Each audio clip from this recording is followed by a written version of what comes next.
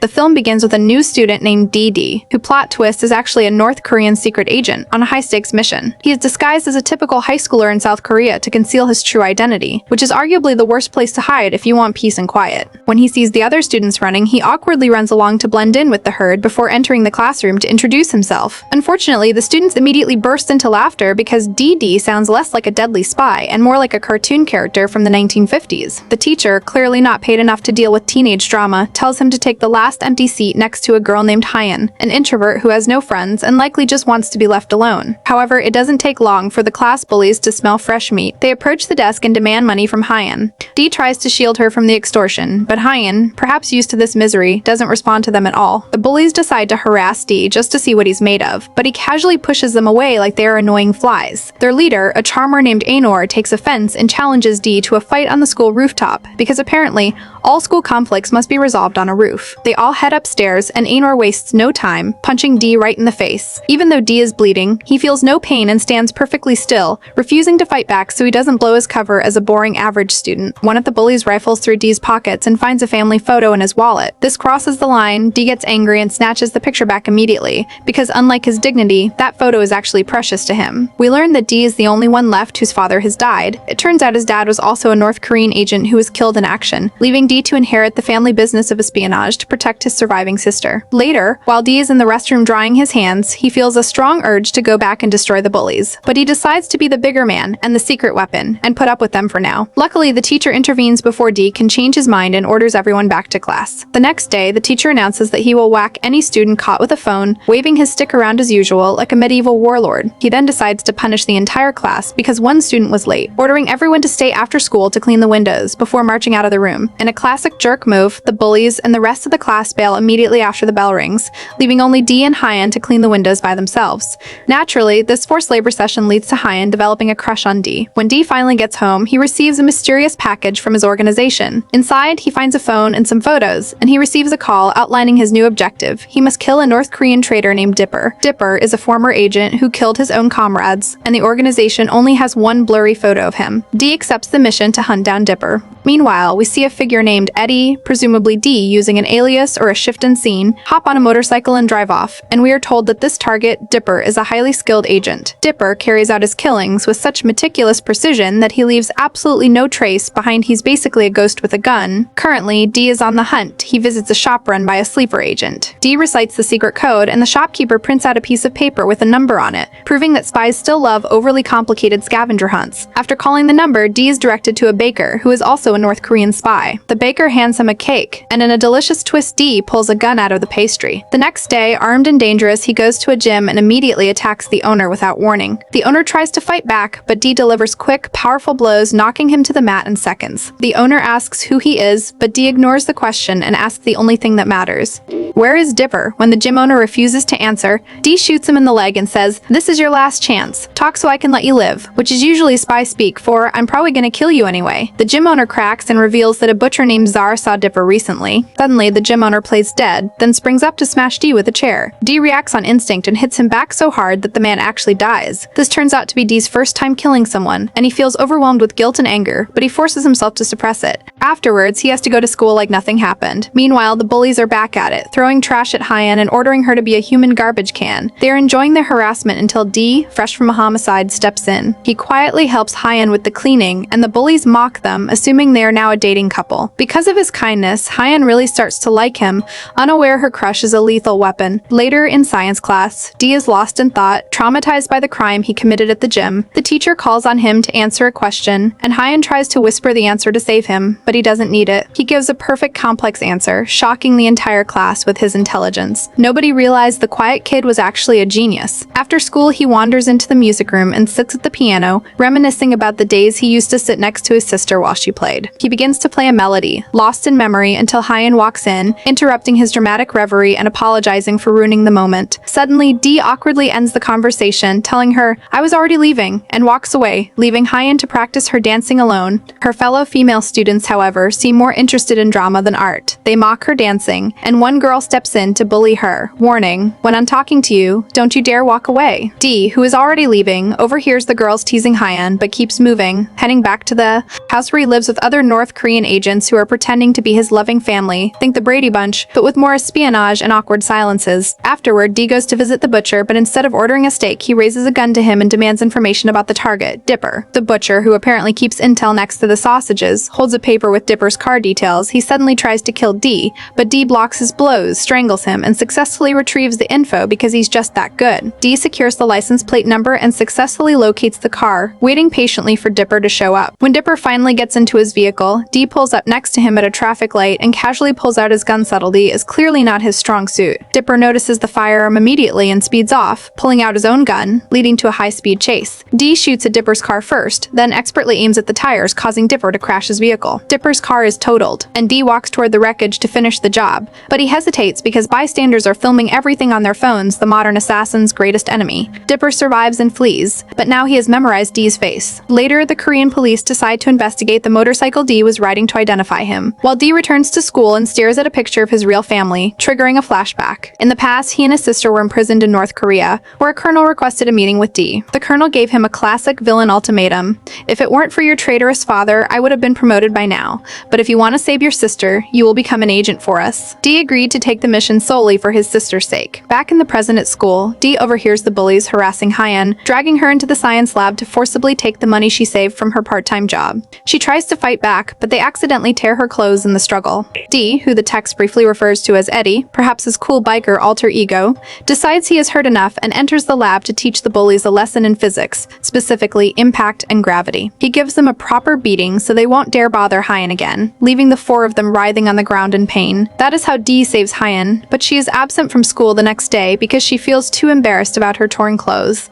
D keeps staring at her empty chair, missing her, while Anor, the bully leader, is so traumatized he can't even look D in the eye. Later, the teacher is checking the students and notices D daydreaming about Hye-in. He tries to whack D on the head with his stick, but D grabs the teacher's hand mid-swing on pure instinct. The teacher, realizing he is physically outmatched by a teenager, lets him go and feels incredibly embarrassed as the whole class stares in shock. The next day, the bullies are back at school, but they are in bad shape from D's beating and can't even eat their lunch properly due to their injuries. Anor vows that once he recovers, he'll catch D and beat him up, which is a bold claim for someone currently eating through a straw. They are terrified when D suddenly comes over, sits among them, and calmly asks where Hye-in works. Anor is so scared he loses his voice, but eventually they tell him. D goes to the teacher who tried to hit him and asks to leave school early. The teacher, likely terrified of another hand-grabbing incident, agrees immediately. Anor actually goes to the restaurant to check on Hye-in, but the employee tells him she quit. He thinks he'll never see her again, but several days later D runs into Hye-in, who has started a new job. She is working at a place where dance is taught, and it turns out Hye-in's dream is to become a professional dancer. She tells D that she needs a guardian signature for the club to hire her, asking if he will sign as her older brother. D agrees and signs the paper, as Hye-in's passion for art reminds him of his own younger sister who loved the piano. D wants to finish his assassination mission quickly so his sister can be freed from prison and they can be reunited. He shares a tender moment watching a random little boy playing with his sister in the rain, and then he and Hye-in go out on a date of sorts. D is very kind to her, and she thanks him for everything. They spend the whole day together, and for the first time Hye-in actually feels happy. She opens up to him, explaining that her parents died a long time ago and she has no family left. Meanwhile, on the dark side of town, Dipper has been watching the fake family D lives with. Dipper figures out they are spies and knows the mother works in a pharmacy. Dipper's men storm the pharmacy at night, and the fake mother, realizing she is outgunned, immediately sells everyone out, telling Dipper,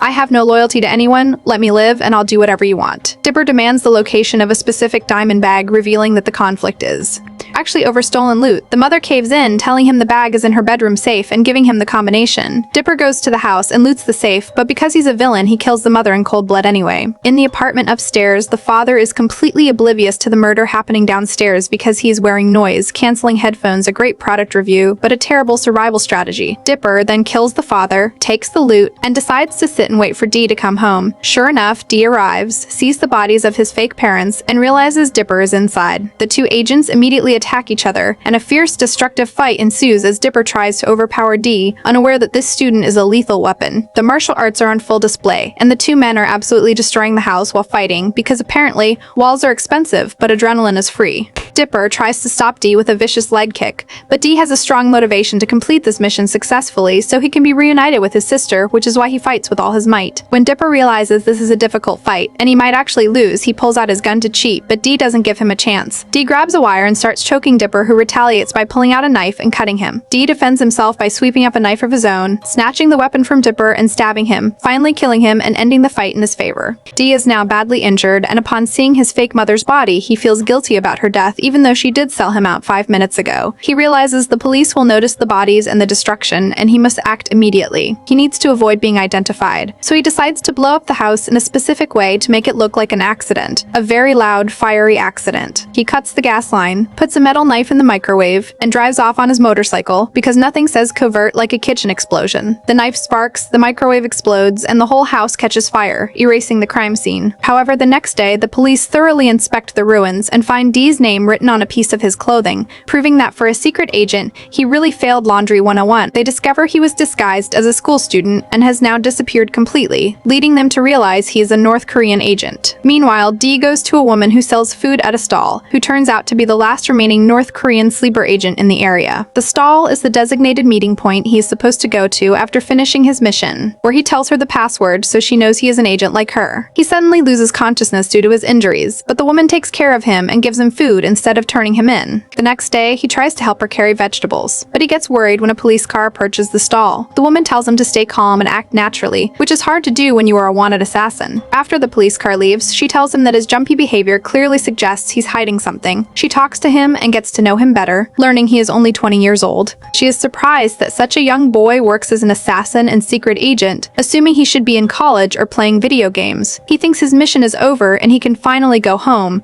but that doesn't happen because the next day he receives a package from the government. The North Korean government, the face of the operation, details his final mission. He must retrieve the stolen diamonds that started this whole mess. The colonel who freed Dee calls him and says, "I guarantee you that if you carry out this mission, you will return to your sister. The organization is counting on you, so don't let us down." Dee agrees without hesitation, unaware that this mission will put him on the brink of death. He prepares a silenced pistol, and the organization sends him a video of his sister to motivate him emotionally. In it, she tells him, "I know you're coming back soon. I miss you terribly, and I've prepared a gift for you that you'll love," which is basically emotional blackmail to ensure compliance. Dee is delighted by the video and sets off toward the building containing the diamonds. He notices that the building is heavily guarded and currently occupied by the gang leader. Dee spots the diamonds, worth about 30 million, and sneaks inside, promptly killing 2 guards who were definitely not paid enough for this. The gang senses his presence and goes out to look for him, but he kills 2 more of them with professional ease. The gang leader tries to escape, but then throws a grenade at the location to cover his tracks. One of the gang members survives the blast, takes the bag of diamonds, and goes into hiding, but the gang leader eventually discovers his hiding place. After successfully wiping everyone out and completing the mission,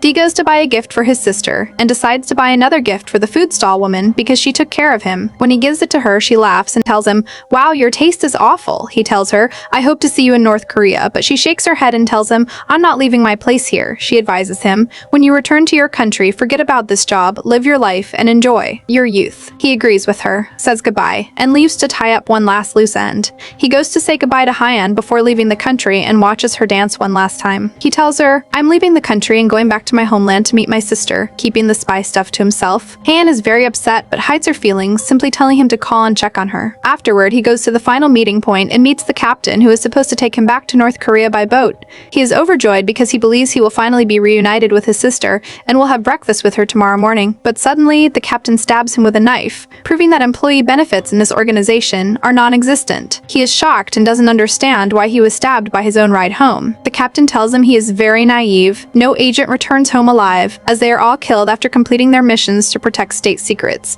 Dee endures the pain, struggles to his feet, fights the captain, and manages to kill him. He cries when he realizes the grim truth. All agents are just ordinary people who are sacrificed when they are no longer useful. He can't believe that his loyalty and his country have been betrayed like this. He concludes that his father wasn't killed for being a traitor after all. His father had completed his mission and was preparing to return home, but the North Korean government killed him to silence him, just like they tried to do to Dee. Meanwhile, the city police are uncovering the network, arresting the agents who are working at the supermarket. The agents at the market and the bakery are arrested, and then the police go to arrest the old woman at the food stall. At that same moment, Dee was heading toward her to warn her, but he sees the police surrounding her from all sides. When she notices Dee approaching, she yells at him to run immediately. The short detective is surprised and wonders, who is she talking to? Right before the police shoot her. Dee turns and runs away, and the short detective notices him fleeing and tries to catch him. However, Dee sets a trap for him, circles around, raises his gun, stands behind the detective, and takes his weapon. The short detective tells him, "Your identity is revealed, so it's better for you to surrender. Your country has abandoned you, so there's nothing you can do." But the detective looks behind him and sees that Dee has already slipped through his fingers and vanished. Dee manages to get to Hye-in's house, and she is rightfully worried when she sees him unconscious and bleeding on her doorstep. She drags him inside and treats his wounds, playing the role of an unlicensed nurse. While he rests, she hears on the news that the police are hunting for Dee, revealing that the student she knows is actually a North Korean spy. She is shocked by this news, but she decides not to report him to the police because her gut tells her he is a good person. Plus, he's currently bleeding on her couch. Dee wakes up and groggily tells her, "I can't stay here, it's dangerous," but she stops him and says, "I know the truth about you." He looks at her skeptically and asks, "Will you leave me here, then drug me and play games with the police?" She reassures him, "I would never do that because we are friends." Dee trusts her and stays at the house, and the next morning she goes to the supermarket to buy supplies, only to find trouble in aisle 4. The police detective, the short one from earlier, is in the same supermarket and asks the cashier if she's seen Dee or Hye-in. The cashier points out that Hye-in is standing right there, so the policeman approaches her and says, "I know you and Dee were close in school, so don't play dumb." Hye-in pretends not to know anything, and Innocent asks him what's going on. He tells her to be honest and to let him know if she has any information, but she lies through her teeth, saying she last saw him 2 months ago. She then runs home in a panic and covers Dee's motorcycle with a tarp to hide it. Meanwhile, the North Korean government has played its ace card and brought Dee's sister to South Korea. Then, the villainous Colonel Byrne calls Dee's phone. He calls Dee and taunts him, asking, "Why do you think I came to South Korea, and why do I have your sister with me?" Dee becomes emotional, and his heart breaks for his sister, who is now a pawn in this game. The Colonel tells him, "I will make a simple deal with you. Hand me the bag of diamonds, and I will hand over your sister to you." He informs Dee of the location where they will meet tomorrow, and Dee's hand freezes in place as the reality sinks in that his sister is actually here. He is fully aware that this is a trap, but the most important thing for him is getting his sister back, so he starts formulating a desperate plan. On the second day, Hye-in wakes up to the sound of Dee's motorcycle revving. She becomes worried when she realizes he has already left. She checks her phone and finds that he sent her a message with a picture of his family, telling her to call the police and inform them of the location where the deal is happening, essentially using the cops as his backup. The police determine the movement of Dee's motorcycle and begin to monitor him as he heads to the rendezvous. Dee arrives at the garage and meets the Colonel standing face to face with his tormentor. At the same time, the police arrive at the perimeter, just as Dee asks the Colonel to let him see his sister. The Colonel points to a car and Dee cries tears of relief when he sees her inside before pulling out the bag of diamonds to make the trade. One of the Colonel's men prepares to kill Dee the moment he hands over the gems, but a police sniper shoots the henchman first, saving Dee's life. Chaos erupts, a massive shootout begins, and the Colonel jumps into the car with the sister to escape. Dee tries to catch up with the car on foot, but obviously he cannot outrun a vehicle. However, he soon finds out that the police were one step ahead. They had set up an ambush down the road, successfully stopping the car and arresting Dee's sister, which actually rescues her from the Colonel. When Dee realizes she is safe in police custody, he has to run in the opposite direction to avoid being arrested himself. But the trouble didn't end there because the Colonel is relentless. That night, the Colonel calls Dee and threatens, "I'll keep targeting you as long as you have the diamonds. In the end, you and your sister will both die." Dee then learns that the Colonel has kidnapped Hye-in as a replacement hostage, and he is shocked and terrified for her safety. The Colonel gives an ultimatum, "This is your last chance. Give me the diamonds or I'll kill her," and hangs up. Later, Dee calls the short policeman and asks for a favor to speak to his sister one last time. The policeman agrees and hands her the phone. Dee checks on his sister Lee and asks if she was injured, and she tells him she is safe. He tells her he is okay, and he apologizes to her for everything that is happening and for dragging her into this mess. He tells her to be patient and promises that he'll come and rescue her eventually. Then he speaks to the policeman and tells him he'll do something specific tomorrow to end this, after which he promises to surrender. Dee hangs up and cries in the street for Hye-in, feeling guilty that she is in danger because of him, and he feels exhausted because he's too young to be dealing with diamonds, spies, and kidnappings. He arrives at Hye-in's location and deliberately calls the policeman's number again, so the police can trace his signal and pinpoint the warehouse. He enters the warehouse where the Colonel's men are waiting. It is filled with a large number of hitmen. The Colonel laughs and tells him, "I knew you'd follow your emotions and be forced to come." Dee ignores the taunt and meticulously surveys the location to memorize the entrances and exits. They let him look at Hye-in to prove she is alive, and in a bold move, he takes out the diamonds and throws them high into the air. The greedy henchmen immediately rush after the scattering diamonds, distracting them enough for Dee to kill one of them, though unfortunately, he gets shot in the shoulder in the process. He retaliates with fury, killing as many bad guys as he can and forces his way into the room where Hye-in is held. He kills 3 guards in less than a second, but unfortunately there are simply too many of them to fight with just a gun. So he improvises and throws a grenade at the gas pipes, causing a massive explosion that rocks the building. Many of the henchmen die in the blast, and he thinks he's finished with the gang. He grabs Hye-in and tries to move her to safety, but one of the surviving hitmen trips him, stopping his escape. He shouts at Hye-in to run, and when she hears the police sirens outside, she rushes out to them while Dee stays behind. He shields himself using the hitman's body to avoid being struck by bullets. The colonel opens fire, determined to kill Dee once and for all, and manages to hit him in the stomach. The colonel walks up to finish him off, but the short policeman intervenes just in time and orders him to lower his weapon. Dee plays a trick, pretending to raise his weapon at the policeman, but suddenly pivots and aims at the colonel. Dee takes another bullet in the stomach from the colonel, but manages to shoot the villain down. The short policeman rushes over, supporting Dee as they try to walk out together, but Dee collapses from his height because of the multiple gunshot wounds he was exposed to. The policeman tries to move him to take him to the hospital, and Hye-in rushes back in, pressing on the wound to stop the bleeding. Dee tries to pull himself together, but his body gives out. He wanted desperately to see his sister one last time before he died, but unfortunately he cannot, and he passes away while Hye-in is crying over him. His sister, sitting in the police station, suddenly clutches her chest, intuitively feeling that her brother has died, and begins to cry. In the final scene, Hye-in meets Aya, Dee's sister, and decides to get to know her to honor Dee's memory. They become close friends and walk together, with Hye-in telling her stories about her school days with Dee, keeping his memory alive.